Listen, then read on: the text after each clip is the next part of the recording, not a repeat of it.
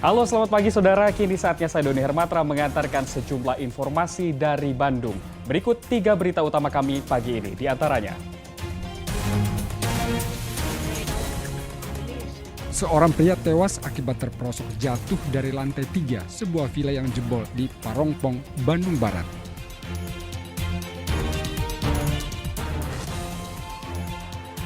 Ratusan siswa dan guru terkonfirmasi positif COVID-19. Puluhan sekolah di berbagai wilayah kembali belajar secara daring.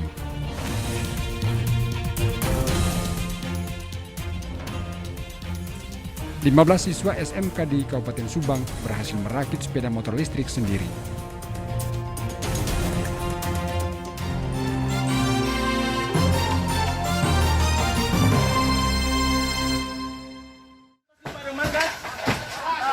Rumah milik Nenek Esi yang berusia 75 tahun di Tanjung Syukur, Kecamatan Banjar, Kota Banjar terbakar.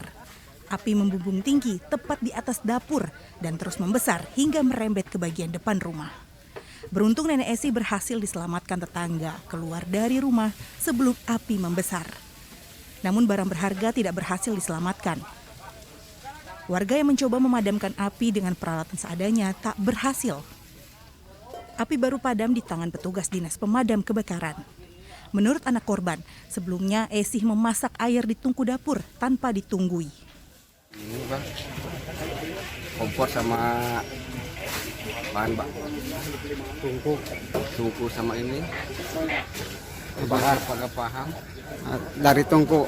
Ya, Itu ditinggalin atau gimana itu, Mas? enggak ditinggalin di awalnya, cuma lagi bikin kicimpring. Hah? Pas cuma nggak tahu. Tidak ada korban jiwa dalam kebakaran ini, namun korban mengalami kerugian materi puluhan juta rupiah. Eko Setiabudi melaporkan dari Kota Banjar.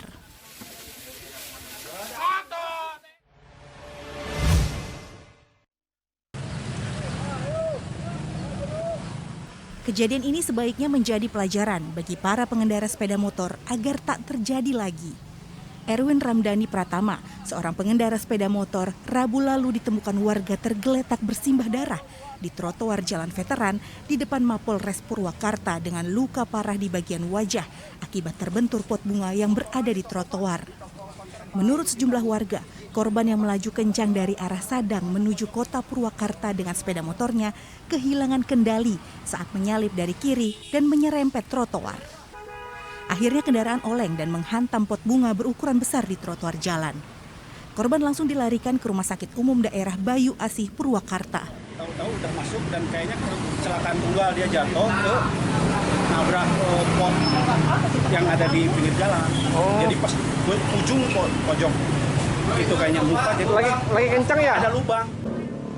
Saat ini sepeda motor milik korban disita polisi di lokasi penyimpanan barang bukti unit Laka Lantas Polres Purwakarta. Akibat kecelakaan ini, arus lalu lintas di sekitar tempat kejadian sempat mengalami kemacetan. Zainal Arifin melaporkan dari Kabupaten Purwakarta.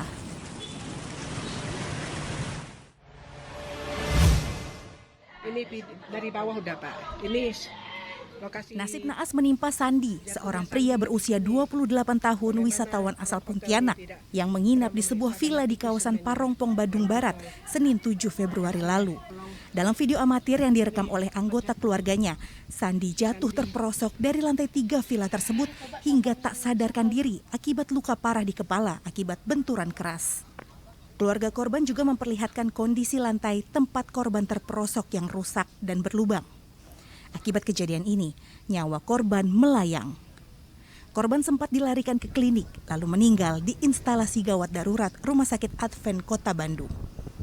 Meski terjadi hari Senin, polisi dan perangkat kecamatan baru mengetahui kejadian tersebut dari media sosial hari Rabu. Polisi pun kemudian melakukan olah TKP dan memeriksa sejumlah saksi di villa. Petugas keamanan villa menunjukkan lantai 4 korban terperosok yang telah diperbaiki oleh pengelola villa. Ada pergerakan dan di sana juga masih sampai ada juga masih ada gerakan juga, cuman kita pas dirujuk ke rumah sakit kita udah nggak tahu.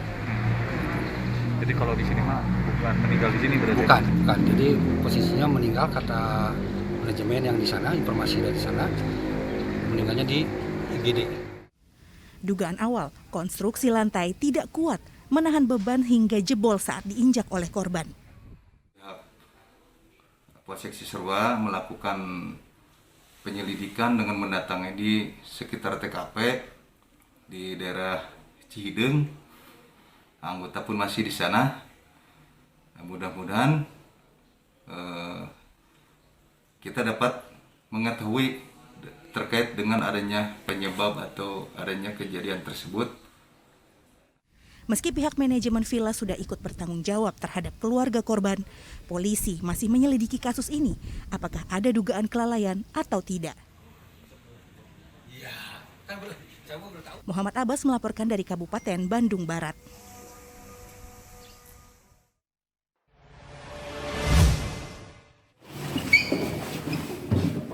Penipuan dengan kedok arisan daring kembali memakan korban. Kali ini, Polres Purwakarta menangkap seorang ibu muda bernama Mila Sari yang menipu para korbannya dengan penipuan dengan kedok arisan daring kembali memakan korban.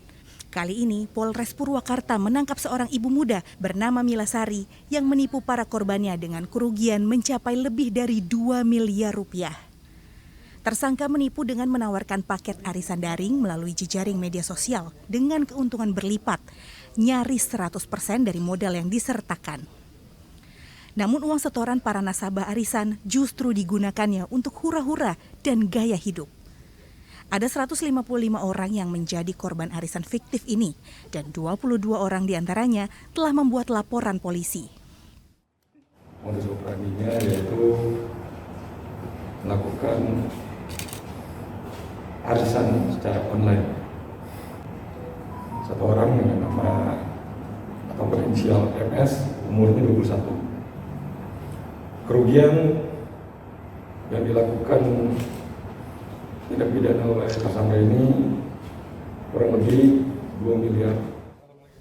Melalui kuasa hukumnya, 3 dari 22 korban arisan fiktif yang telah melapor menderita kerugian hingga 238 juta rupiah.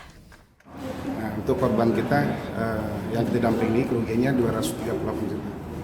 Total apa masing-masing? Total bertiga. Kalau mau dihitung sama dengan yang dijanjikan itu sekitar 400 juta dari modal 238 juta itu. Berarti hampir 100% Pak? Iya. Atas perbuatannya, tersangka dijerat pasal 378 atau pasal 372 junto pasal 65 KUHP tentang penipuan dan penggelapan dengan ancaman hukuman 4 tahun penjara ditambah sepertiga ancaman hukuman karena kejahatan yang dilakukan pelaku dijadikan sebagai mata pencaharian. Zainal Arifin melaporkan dari Kabupaten Purwakarta.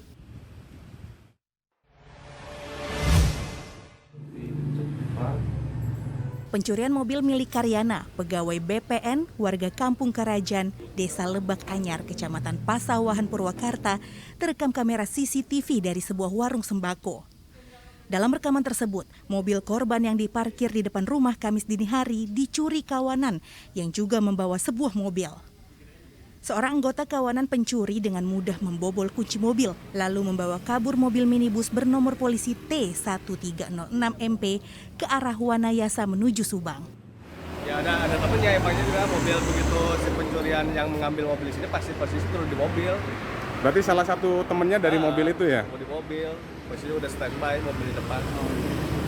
Itu mobil yang dibawa ini jenis apa Pak? Ini Pak? Innova. Kijang Innova. Emang kelihatannya tiap malam diparkir di sini Pak? Dia pulang dari Kerawang juga pasti parkir di sini di depan. Di sini? Pasti di depan, parkir di depan. Saat ini Polsek Pasawahan masih terus mencari identitas pelaku dan keberadaan mobil yang dicuri. Zainal Arifin melaporkan dari Kabupaten Purwakarta.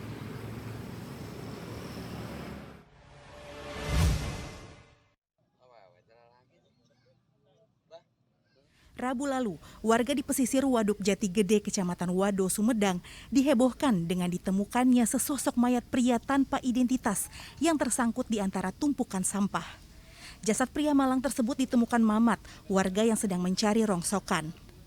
Setelah dilaporkan ke polisi, petugas BPBD bersama polisi dan TNI mengevakuasi jasad dari waduk.